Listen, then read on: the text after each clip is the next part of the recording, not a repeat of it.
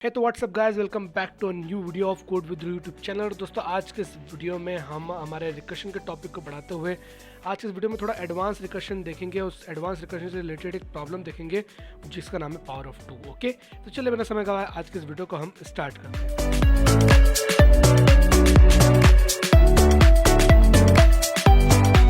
दोस्तों, जैसा कि आपको याद है कि पिछले वीडियो में हमने फिबोनाची सीरीज से रिलेटेड जो है वो एक क्वेश्चन किया था लीड कोड पर। अगर आपने वाला वीडियो नहीं देखा तो यहाँ बटन पर क्लिक करके वाला वीडियो देख सकते हैं। तो दोस्तों चलिए अब स्टार्ट करते हैं। जैसे आपको मालूम ही है कि हमारी एक क्विक मैं रिकैप दे देता हूँ कि हमारी डीएसए की सीरीज चल रही है जहाँ पर हम डीएसए के सारे कॉन्सेप्ट सीखेंगे विथ लीड कोड प्रैक्टिस के साथ में भी और सी प्लस प्लस पाइथन में दोनों के साथ में आपको सिखाया जाएगा। तो ये हमारा कोर्स चल रहा है और इसी कोर्स में हम आगे बढ़ रहे हैं। चलिए दोस्तों बढ़ते हैं आगे और देखते हैं लीड कोड की इस प्रॉब्लम को। तो दोस्तों ये है हमारा आज का प्रॉब्लम नंबर 231, पावर ऑफ 2। एक इजी जो है वो ये क्वेश्चन है, बट इसके बाद में हम एक टफ वाला क्वेश्चन भी लाएंगे। बट एडवांस रिकर्शन में हम पहले एक इजी वाला क्वेश्चन कर लेते हैं, उसके बाद में हम आगे बढ़ेंगे। तो क्वेश्चन को दोस्तों सबसे पहले समझा जाए। क्वेश्चन दिया है given an integer return true if it is a power of 2 otherwise return false. ठीक है, अगर पावर ऑफ 2 अगर एक नंबर दिया है और अगर वो 2 की पावर का नंबर है, मतलब 2 की पावर होता है, ठीक है, इफ एन इन इंटीजर मतलब अगर वो 2 की पावर से करके कभी वो नंबर आता है तो आपको ट्रू रिटर्न करना है, नहीं तो फॉल्स। चलो सबसे पहले हम प्रॉब्लम को समझ लेते हैं और उसके बाद में हम जो है वो यहाँ पर आगे बढ़ेंगे। और ये बोर्ड को मैं the board is lock. Okay wait a minute, मैं इसको अनलॉक कर लेता हूँ। ठीक है, चलो दोस्तों, तो हम सबसे पहले जो है वो प्रॉब्लम को अंडरस्टैंड कर लेते हैं, प्रॉब्लम को समझ लेते हैं कि प्रॉब्लम यहाँ पर क्या है। देन उसके बाद में हम कोड लिखना स्टार्ट करेंगे, क्योंकि कोड अभी स्टार्टिंग में काफ़ी स्मॉल रहेंगे। तो स्मॉल से मेरा मतलब है काफ़ी कम लाइन के कोड रहेंगे। बट आपको यहाँ पर शुरू में ये सीखना चाहिए कि भाई किस तरीके से यहाँ पर लॉजिक बनाया जाता है। ठीक है, क्योंकि कोड तो अभी शुरुआत में काफ़ी छोटे रहेंगे, जब बड़ी बड़ी प्रॉब्लम आएगी तो फिर बड़े कोड भी यहाँ पर आएंगे, बट फिलहाल तो छोटा ही है। तो हम पहले जो लॉजिक बिल्डिंग वाला चीज़ होता है उसको समझने की कोशिश करते हैं। तो दोस्तों यहाँ पर कहा गया है कि एक इंटीजर है n, मान लो कि हम यहाँ पर नंबर ले लेते हैं 4, ठीक है, सिंप्लिसिटी के लिए। और बोला है other if it is a power of 2 otherwise return false. Okay, तो अगर मैं यहाँ पर देखूँ तो 2 की पावर 2 में जो है यहाँ पर 4 आता है। ठीक है, मतलब कि मुझे यहाँ पर ट्रू रिटर्न करना है। अच्छा, मैं नंबर ले लेता हूँ 5। तो 5 एक ऐसा नंबर है जो कभी भी आप 2 की कुछ भी पावर लगा दो, 2 की पावर अगर आप 1 लगाओगे तो भी नहीं आएगा, 2 लगाओगे तो भी नहीं आएगा, 3 लगाओगे तो भी नहीं आएगा। ठीक है, तो यहाँ पर 5 में आपको फॉल्स प्रिंट करना है। ठीक है, तो ये इसका सिंपल सा प्रॉब्लम है। ठीक है, अब ये प्रॉब्लम तो दे दिया। अब प्रॉब्लम में हम एग्जांपल में देखें कि एन अगर 1 दिया तो ट्रू रिटर्न करना है, क्योंकि 2 की पावर 0 में 1 आता है। एन अगर 16 दिया तो ट्रू रिटर्न करना है, बट एन अगर 3 दिया तो आपको यहाँ पर फॉल्स रिटर्न करना है। ठीक है, अब दोस्तों यहाँ पर प्रॉब्लम के बाद में आपको यहाँ पर कंस्ट्रेंट देखना ज़रूरी है। ठीक है, कंस्ट्रेंट को आप ध्यान में रखा कीजिए, क्योंकि कंस्ट्रेंट से भी काफ़ी कुछ गेम यहाँ पर उल्टा सीधा हो सकता है। अब ये तो इजी क्वेश्चन है तो इसमें कुछ इतना फ़र्क नहीं पड़ता, बट कंस्ट्रेंट से भी कई बार हमें फ़र्क पड़ेगा। चलिए अब हम इस प्रॉब्लम को सॉल्व करने की तरफ बढ़ते हैं आगे और देखते हैं कि किस तरीके से यहाँ पर क्या लॉजिक लगेगा जिसकी मदद से हम इसको सॉल्व कर सकते हैं।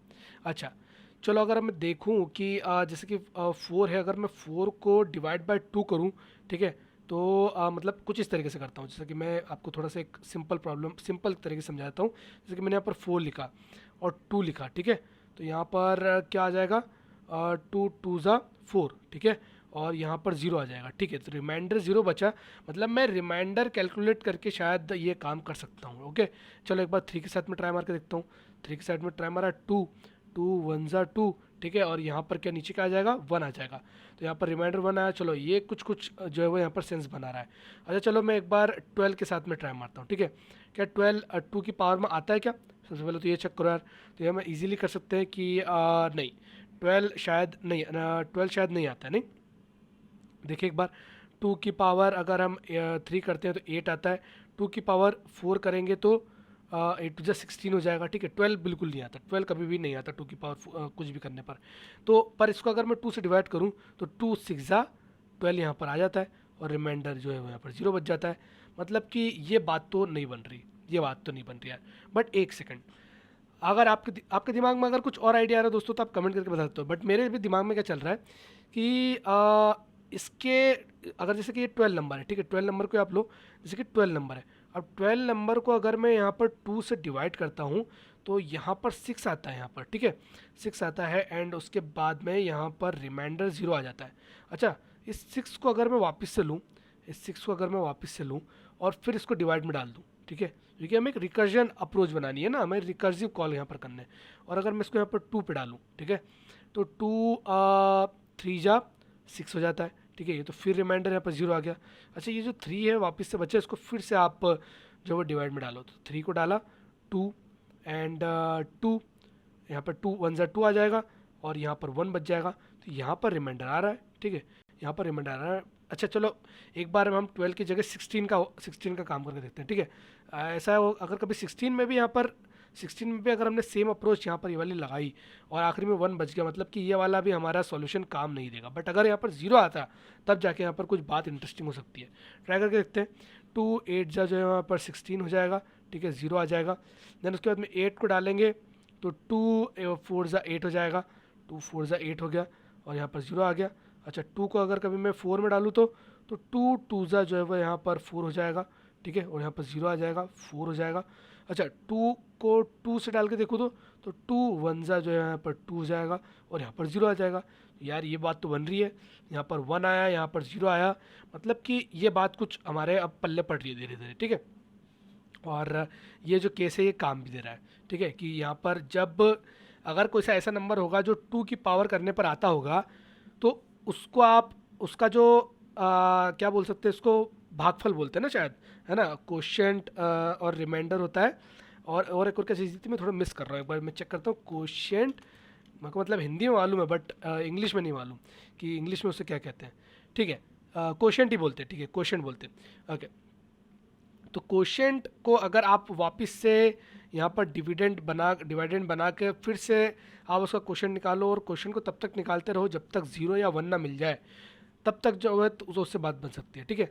तो अगर क्वेश्चन को डिवाइड करते गए और आखिरी में 0 आ गया, मतलब कि वो जो नंबर था वो 2 की पावर कुछ करने पर आ सकता है। बट अगर वो नंबर ही आपको 1 मिल गया, मतलब आखिरी में रिमाइंडर 1 आ गया, मतलब कि वो नंबर जो है वो नहीं आ सकता, ठीक है। तो ये हमारा बात बन रहा है। अच्छा, ये क्या बेस्ट मेथड है इसको करने का? नहीं, क्योंकि आप यहाँ पर पावर देखो दोस्तों, पावर देखो, मतलब कंस्टेंट देखो, कंस्टेंट है 2 टू द पावर 31, ठीक है। अब 2 टू द पावर 31 कितना होता है, पहले तो यही कैलकुलेट करना सबसे बड़ी बात है। तो मैं एक बार ऐसे ट्राई करता हूँ, 2 टू द पावर 31, देखो यहाँ पर लिखा हुआ आ गया। तो ये कुछ इतना बड़ा नंबर होता है, ठीक है। अब इतने बड़े नंबर को आप जो है वो डिवाइड 2 से डिवाइड करोगे, ठीक है, फिर कुछ क्वेश्चन आएगा, फिर उसको 2 से डिवाइड करोगे, फिर कुछ क्वेश्चन आएगा, एक बहुत ही बड़ा रिकर्सिव यहाँ पर कॉल बन जाएगा, ठीक है। और इससे जो है वो हमारा ये प्रॉब्लम अब इफ़िशिएंट नहीं जाएगा, ठीक है। बट हम यहाँ पर रिकर्शन को सीख रहे हैं तो हम इसी चीज़ को ट्राई करेंगे और इसी चीज़ को करने की कोशिश करेंगे, ठीक है। हाँ, अगर ये कभी कुछ बेसिक हम ऐसी प्रॉब्लम सॉल्व कर रहे होते तो हम इसको अलग अप्रोच से करते। कौन सी अप्रोच से करते? तो मैं इसको बिट वाइज से सॉल्व करता, बिट वाइज ऑपरेटर की मदद से, ठीक है। अब बिट वाइज ऑपरेटर से कैसे सॉल्व करते हैं वो अगर बताने जाऊँगा तो अभी मतलब नहीं है, ठीक है। हम इसको प्रॉब्लम को, अगर आपको चाहिए कि भाई मैं इसको बिट वाइज से भी सॉल्व करूँ, कमेंट कर दो नीचे, ठीक है, कि बिट वाइज से भी इसको सॉल्व करके बता दो या फिर समझा दो वो सॉल्यूशन भी, तो मैं समझा दूंगा आपको और वीडियो अपलोड कर दूंगा, ठीक है, कोई दिक्कत नहीं है। अगर आपको सीखने के इच्छुक हो तो हम भी सिखाने के बहुत इच्छुक हैं, ठीक है, सिखा देंगे आपको बिंदास। बट फिलहाल अभी हम रिकर्शन सीख रहे हैं, तो हमने रिकर्सिव मेथड देखा कि भाई रिकर्शन किस तरीके से देखा है। तो अगर आपने देखा होगा दोस्तों, तो हम क्या करते हैं, हम जो आंसर रहता है, हम जो एक हमारी पहली स्टेप का जो आंसर रहता है, हम उसी को इनपुट बनाकर और फिर उससे आंसर निकालते हैं, तो हमारा रिकर्शन बन जाता है, ठीक है। तो ये इसका एक ट्रिक है। ये हो सकता है कि आपको थोड़ा थोड़ा इसका अर्क आया होगा, थोड़ा थोड़ा, है ना, जिसको मैं अगर हिंदी में बोलूँ तो। एनीवेज, चलिए अब हमें समझ में आ गया कि हमें क्या करना है। तो हमें सिंपली जो है वो जो क्वेश्चन बच रहा है उसको एज ए इनपुट देना है वही सेम फंक्शन के, ठीक है, और बार बार वही प्रोसेस करते रहना है जब तक हमें 0 या 1 नहीं मिल जाए, ओके। चलो, और अगर कभी 2 मिल जाए तो जैसे कि अगर यहाँ पर 2 ही हो तो उसको रिकर्शन में डालने से मतलब नहीं है। 2 ही अगर हमने यहाँ पर इनपुट दे दिया तो 2 को फिर से 2 में डिवाइड करके और 1 से डिवाइड करने में मतलब नहीं, हम डायरेक्टली उसको दे देंगे। तो 3 हम यहाँ पर बेस कंडीशन बना देंगे, ठीक है। तो चलो, अब जो C++ वाले हैं वो यहाँ पर स्टिक रहे और पाइथन वाले इस पार्ट को स्किप कर सकते हैं, और अगर आपको दोनों ही सीखना हो तो आप कंटिन्यू कीजिए। तो मैं यहाँ पर C++ पहले मूव कर जाऊँगा। अब यहाँ पर हम कोड लिखना स्टार्ट करते हैं। यहाँ पर C++ में सबसे पहले मैं कोड लिखूँगा, मैं यहाँ पर लिखूँगा, मैं इसको थोड़ा सा नीचे कर देता हूँ और सबसे पहले बेस कंडीशन लिख लेता हूँ। मैं यहाँ पर लिखूँगा if n is greater than और इक्वल टू ज़ीरो और लेस देन और इक्वल टू ज़ीरो, तो आपको यहाँ पर रिटर्न कर देना है पहले ही फॉल्स, ठीक है, क्योंकि माइनस का भी यहाँ पर हमारा कोई सेंस बनता नहीं है। अच्छा, अगर if n is equal to one हो जाता है तो आपको यहाँ पर रिटर्न कर देना है ट्रू, कि भाई यहाँ पर रिटर्न कर दो कि जी हाँ ये सॉरी शायद हमने उल्टा लिख दिया। अगर N is equal to zero, अच्छा N is equal to one हो गया तो भी आपको दे देना है कि भाई ठीक है वो हो गया भाई, कि n is equal to one होने पर हो गया उसका काम, वो जो है वो आ गया, क्योंकि two to the power zero जो है वो क्या होता है वन होता है, तो आपको यहाँ पर ट्रू रिटर्न कर देना है बाय डिफॉल्ट, उसको रिकर्जन वगैरह में डालने की जरूरत नहीं। अच्छा, ये हम जो है वो डिवाइड यहाँ पर करवा रहे हैं, हम यहाँ पर चेक कर रहे हैं कि इसका जो रिमाइंडर है अगर वो is not equal to zero है, is not equal to zero है, तो आपको यहाँ पर रिटर्न कर देना है फॉल्स, ठीक है। अब यहाँ पर हम वन को चेक नहीं कर रहे, हम किसी को भी चेक कर लेते हैं, भाई कुछ भी बच सकता है, मैं यहाँ पर 53 ले लूँ तो टू क्वेश्चन थे यहाँ पर, टू रिमाइंडर बच सकता है, तो कुछ भी हो सकता है, ठीक है। बट जीरो होने पर हमेशा टू टू द पावर के उसमें आएगा वो, तो हमने यहाँ पर जीरो को यहाँ पर कंडीशन में ले लिया। और अगर ऐसा भी नहीं होता है, मतलब कि चले जा रहा है वो नंबर 8 यहाँ पर आ रहा है, मान लो एन की जगह 8 आ गया और वो n% टू इज़ नॉट मतलब is not equal to zero आया, sorry is equal to zero आया, तो आपको यहाँ पर फिर यहाँ पर रिटर्न करना है क्या, इज़ पावर ऑफ टू, ठीक है, और n डिवाइड बाई टू, ये आपको यहाँ पर पास करा देना है। तो ये था सिंपल से इसका सॉल्यूशन। एक बार इसको रन करके देखते हैं कि ये सही अप्रोच है कि नहीं, ठीक है। अगर कुछ अप्रोच में प्रॉब्लम होती है तो हम वापस इसको ट्राई करेंगे। ओके ओके, रिटर्न की स्पेलिंग में मिस्टेक है, रिटर्न। ओके, एक और बार रन करके देखते हैं। सारे टेस्ट केस पास हो जाते हैं तो काफ़ी अच्छी बात है, और नहीं होते तो फिर कुछ और बात है। ये यहाँ पर बोल रहा है कि is power of two, use of undeclare identifier is power of two, I think वहाँ पर भी स्पेलिंग मिस्टेक हो सकती है। वापस से इसको रन करते हैं, देखते हैं। ओके, सारे टेस्ट केस पास हो गए हैं, काफ़ी अच्छी बात है। आप इसको लूप से भी सॉल्व कर सकते थे, बट हमने रिकर्सन मेथड से सॉल्व करा। सबमिट करके देखते हैं यहाँ पर क्या क्या चीज़ें आई है। ऑब्वियस सी बात है ये बेस्ट नहीं होगी, ठीक है, क्योंकि बेस्ट मैंने आपको बताया कि बिट वाइज से बेस्ट होती है। ओके, बट काफ़ी अच्छा, बीट्स 100% और मेमोरी में 84%। अच्छा, अगर यहाँ पर टाइम कॉम्प्लेक्सिटी और स्पेस कॉम्प्लेक्सिटी की मैं बात करूँ तो रिकर्जन मेथड में 0 log n टाइम होगा, बट 0 log n स्पेस भी यूज़ होगी, ठीक है, रिकर्सिव कॉल की वजह से, क्योंकि रिकर्जन कॉल यहाँ पर काफ़ी सारे लगते जाएंगे। बट हाँ, वहीं अगर कभी ये बिटवाइज से करते तो सब कुछ कांस्टेंट टाइम में हो जाता, ठीक है, कांस्टेंट टाइम में हो जाता, सब में 100% आता। एनीवेज ये भी ठीक है, कोई बात नहीं। चलो, ये हमारा काम हो गया, ये हो गया C++ के लिए। पाइथन के लिए एक बार करके बता देते हैं। ये आ गए हम पाइथन पर, और अगर C++ वाले वीडियो को एंड करना चाहते हैं तो कर सकते हैं, यहाँ पर जा सकते हैं। और पाइथन वाले अब यहाँ पर हम स्टार्ट करते हैं, ठीक है दोस्तों। हम यहाँ पर क्या करेंगे, हम सबसे पहले यहाँ पर 3 बेस कंडीशन लगा देंगे। If n is less than is equal to 0 तो आपको यहाँ पर रिटर्न कर देना है फॉल्स, ठीक है। And then if n is equal to 1 तो आपको यहाँ पर रिटर्न कर देना है ट्रू। एंड इफ़ n%2, मतलब कि यहाँ पर हम चेक करते हैं कि अगर रिमाइंडर 0 नहीं है तो आपको यहाँ पर रिटर्न कर देना है फॉल्स, ठीक है। और अगर ऐसा कुछ भी नहीं होता है तो आपको यहाँ पर इसको डिवाइड करते चलना है जब तक कि रुक नहीं जाते भाई हम, जब तक हमारा कुछ ना कुछ आंसर नहीं आ जाता। Power of 2 is power of 2 है, तो मैं इसको सिंपली यहाँ से कॉपी करके यहीं पर पेस्ट कर देता हूँ, इस power of 2। And n floor हम यहाँ पर लगाना है, इसकी फ्लोर वैल्यू लेंगे, अब डेसिमल वैल्यूज़ में इंटरेस्टेड नहीं है, फ्लोर वैल्यू यहाँ पर लेंगे, ठीक है।